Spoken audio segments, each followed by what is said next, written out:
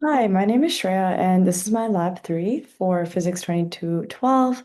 And this is going to be based on circuits. So, specifically, this lab focuses on series and RC circuits, and we'll be talking about charging and discharging times, potential differences, and resistances.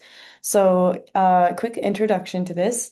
The whole point of this lab is to use principles of energy and conservation, current conservation, so like the loop rule and node rule, to predict the behavior of circuits that contain resistors and in series and in parallel. And then we also will use multimeters to measure the actual values of conventional current and potential differences in the circuits, as well as examine the behavior of ohmic resistors and capacitors, especially in RC circuits. So, starting off with kind of the first part of this lab, we started by kind of diagramming out a series circuit with two resistors. The value of the first resistors was 47 ohms, and the second one was 100. And we put ammeters before the first resistor and one after the second one. And so, in my current prediction for this, I initially thought that the current through both emitters should be equal because of the node rule. So I1 equals I2, and then I use like V equals IR, and my change in V, I added the two batteries voltages, the EMFs, and I got 3 volts, and divided that by the total resistance, which is 147, and I got 0.02 amps. And again, I used Ohm's law and then this node rule here.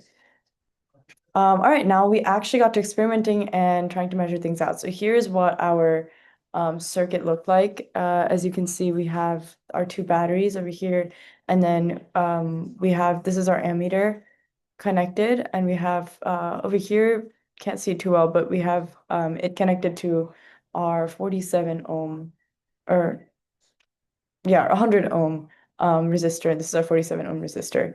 And then those connect as well in series. And so initially we took current readings, and when we put in the ammeter, it was in series with the circuit. So the current at the first location before uh, R1 was 15.3 milliamps, and then the second one was 10.9 milliamps. And then when we reversed the ammeter for I2, we got basically the opposite, so negative 10.9 milliamps. And then we converted the I2 ammeter into a voltmeter, and we got a reading of negative 0.05 volts. And that kind of makes sense that it's close to zero at that location because after going through both resistors, which are the only components in the circuit, that have like a big resistance, we would have basically all the voltage difference would go through and we would have close to zero. Um, and then we also measured the potential differences at each component. So here are measurements. For the batteries, we got around 1.59 for the volts for the first one, then 1.57 for the second one. Potential difference over the 47 ohm resistor was negative 0.919, and then for the 100 ohm was negative 1.986 volts. And when we take the sum of all of these four, we get zero. And the sum of just the resistors was almost about like uh, 3.1-ish. So this makes sense that we got a total sum of 0.06, which is close to zero because of that loop rule. And then I also graphed this out with the potential versus position. And so as you can see, when it first hits the batteries, our potential goes up very steeply. And then for the wires, it stays about the same, like with negligible resistance in the wires. And then for the first resistor, we have like this observed drop of 0.919 volts. And then we stay the same for wire again. And we have a higher drop of 1.986 volts. And this takes us to zero. And our ammeter recording should be zero, around zero there. All right. We also then connected the voltmeter in parallel with the 100 ohm resistor, and the ammeter reading was then 10.9 milliamps. And the last thing we did was replace that voltmeter with an ammeter that was parallel to the 100 ohm resistor. And what kind of happened here, or my prediction, was that all of the current went, like, kind of skipped the 100 ohm resistor and just went straight through the ammeter, as it kind of acted like a wire, I guess. And that means that's why kind of this reading we got a little bit higher. And then we also calculated the resistances by doing change of voltage divided by current.